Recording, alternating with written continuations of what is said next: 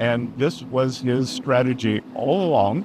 And that, you might even say that he goaded China into a bad position. Somebody had to do what we did, and I did a 90-day pause for the people that didn't retaliate, because I told them if you retaliate, we're going to double it.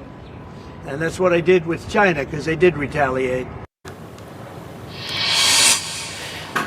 Bueno, pues son las palabras del presidente Trump, su secretario del Tesoro. Trump decía que no habría un paso atrás, pero en realidad, en la práctica, pues sí lo dio, porque se puso una pausa a estos aranceles jumbo. La narrativa de la Casa Blanca, sin embargo, fue de victoria en sus declaraciones a medios, en mensajes en redes sociales y en las cuentas del presidente, de su secretario del Tesoro, de su secretario de Comercio, de la Casa Blanca. Y como ven, sí, este es el reflejo en el desempeño de los índices bursátiles en Estados Unidos de lo que es este alivio. Pero hay que recordar que se quedan algunos otros aranceles. No se ha recuperado tampoco lo perdido desde el 2 de abril y hay que decir que también ya se agudizó la guerra comercial con China. Anoche, el presidente Trump presumía que los países casi rogaban hacer un acuerdo con Estados Unidos antes de que se activaran estos aranceles jumbo, los aranceles recíprocos, como los llama. Y los decía el presidente Trump así. Se los digo, estos países nos están llamando, besándome el trasero, lo hacen, se mueren por llegar a un acuerdo. Por favor, señor, hagamos un acuerdo.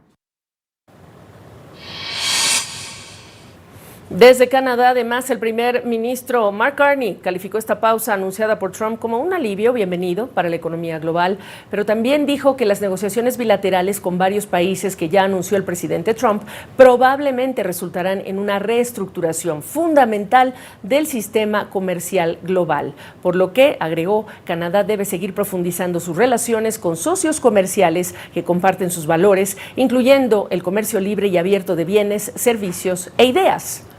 Y se espera también que a lo largo de las próximas horas las naciones europeas ante este ajuste de 90 días. Más temprano, la cadena de noticias Sky News, que autoridades del Reino Unido abogaron por mantener la calma y las negociaciones con Estados Unidos, mientras que el canciller alemán entrante Friedrich Merz dijo que la determinación de Europa a pelear contra esta medida pudo ser la causa de esta pausa del presidente Trump. Así que hay muchas preguntas del por qué, pero una de las centrales tiene que ver con lo que ocurrió en el mercado de bonos. Esta noche ya me acompaña Mauricio Cárdenas, profesor en la Escuela de Asuntos Internacionales y Públicos, CIPA por su sigla, ex ministro de Hacienda de Colombia. Mauricio, qué gusto saludarte, gracias por acompañarnos. A ver, no hemos escuchado de ti, quiero una primera evaluación de la estrategia de Trump para lo que quiere, que en este caso nos está quedando claro, pues siempre ha sido China, ¿verdad?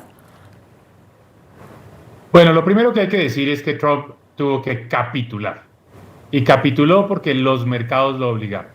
No porque los países que se sentían afectados hubieran dicho que esto era perjudicial para ellos. Eso no le movía para nada su decisión. Fue la caída, el desplome de las bolsas de valores en los Estados Unidos, acompañado de algo que es bastante inusual, y es que cayeron los precios de las acciones y cayeron también los precios de los bonos. O sea, los norteamericanos que tienen sus ahorros para una pensión, sus cuentas 401k, empezaron a ver desvalorización de lo que habían ahorrado toda una vida para pensionarse. Y al mismo tiempo, yo creo que esta fue la gota que rebosó la copa, los dos principales bancos de inversión de los Estados Unidos, Goldman Sachs y JP Morgan, hoy, independientemente cada uno, llegaron a la misma conclusión, que se venía una recesión en los Estados Unidos.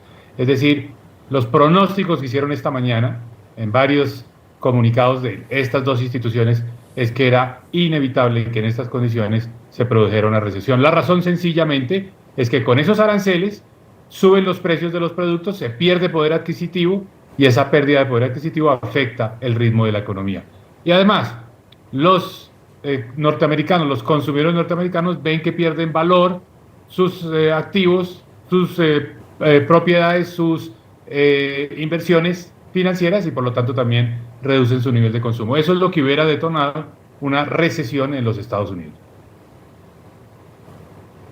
Óyeme, y en el mercado de bonos subiendo el rendimiento como subía, agrégale además a esta ensalada, pues que se iba a encarecer todo tipo de crédito, hasta para que el gobierno pueda pagar y refinanciar lo que le cuesta al final del día hacer el servicio de la deuda. Ahora, Mauricio, importante, a quienes ven el vaso medio lleno, hay otros que lo ven medio vacío, pero hay muchos economistas que nos recuerdan, a ver, seguimos en niveles récord de arancel. Quizá no se activaron los jumbo, pero queda el 125% para China, quedan los aranceles al acero y al aluminio, quedan los aranceles a los autos, además ya dijo que vienen aranceles a la industria farmacéutica, es decir, no estamos mejor. No se ha despejado completamente el panorama. Sigue habiendo mucha incertidumbre. De hecho, las posibilidades de una recesión en Estados Unidos siguen vigentes. ¿Por qué? Porque primero se ve que las decisiones son muy volátiles y eso genera incertidumbre. Y dos, en todo caso, como tú lo dices muy bien, pues quedan unos aranceles del 125% frente a los productos chinos.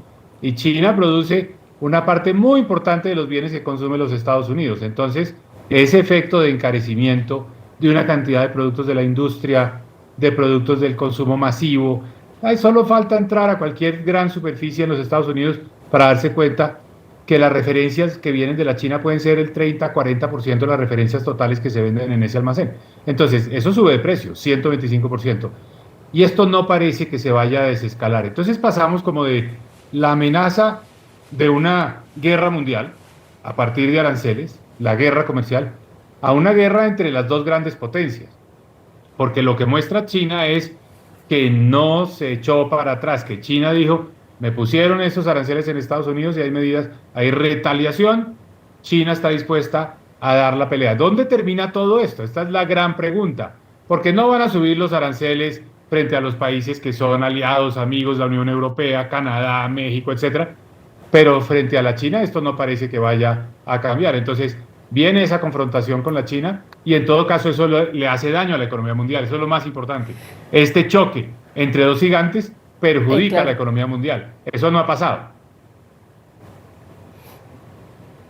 Mauricio, atrapados los países en todo el mundo, pero si miramos a la región, pues China es mayor proveedor, máximo proveedor, también inversionista para muchos países, y Estados Unidos el mayor socio comercial o el mayor mercado de exportaciones de muchos otros, es decir, estamos atrapados. Pero en estos días de fuertes caídas también vimos sendas caídas en el precio de las materias primas, pienso en el petróleo y pienso en el cobre por la implicación que tiene para la región, y yo pensé en tu país, pensé en Colombia y en naciones que tienen, digamos, muy apretado, muy comprometida la situación fiscal. Quisiera pedirte que nos dediques estos minutos a que me platiques a qué está expuesta un país como una economía como la colombiana en caso de agudizarse estas tensiones. Mira, Gabriela, Colombia y en general muchos países de América Latina deben estar en una situación preocupante. ¿Por qué? Porque con la caída de los precios de los commodities, pues se produce un efecto indiscutible negativo sobre las economías, empezando por las tasas de cambio. Sube el dólar, y eso lo hemos visto en casi todas las monedas latinoamericanas. Pero hay algo todavía más grave, y es que si se materializan las posibilidades, los pronósticos de una recesión en los Estados Unidos, se produce un fenómeno que es casi que contradictorio, yo diría que paradójico, y es que Estados Unidos en crisis y los capitales buscan refugios. Y el refugio que consideran de menor riesgo es el dólar. Entonces, qué curioso, Estados Unidos es el origen de todo el problema, pero los capitales acaban yendo hacia el dólar. Entonces esto genera presiones al alza en las monedas, digamos, en las tasas de cambio se deprecian las monedas latinoamericanas. Entonces esto no son buenas noticias ni por lo fiscal ni por los problemas inflacionarios de América Latina.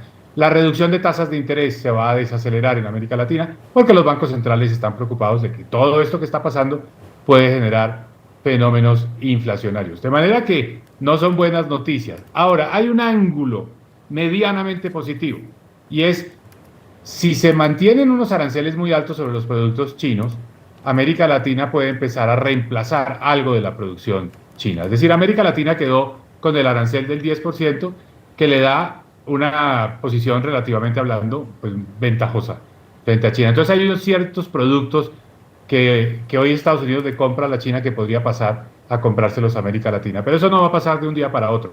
Eso tendrá un tiempo de maduración. Pues así están las cosas, Mauricio, el caos del que jamás imaginamos íbamos a estar hablando tú y yo. Gracias por esta oportunidad. Y si me para permites hacer un entender mejor, comentario. pues tu visión sobre... Dígalo. No, te iba a decir, también hay bastantes matices en la reacción política de América Latina. En el caso de Colombia, el presidente Petro ha decidido más bien confrontar a los Estados Unidos. Me parece que esta es una mala estrategia y hacerle un llamado a los países del CELAC, los países de Latinoamérica y el Caribe, para que busquen aumentar su relacionamiento económico y comercial con la China. En fin, medidas que hoy en día no benefician en nada a América Latina. América Latina tiene que esperar que se calme esta tormenta, manejar los canales diplomáticos. Me parece que México lo ha hecho bastante bien, es el ejemplo a seguir. Evitar la confrontación y más bien tratar de contener el daño. De manera que los llamados del presidente Petro a que entre América Latina a confrontar a los Estados Unidos es totalmente perjudicial. No es lo que le conviene a la región. No, bueno, así están las cosas. Mauricio, gracias. Buenas noches. Gracias a ti, Gabriel.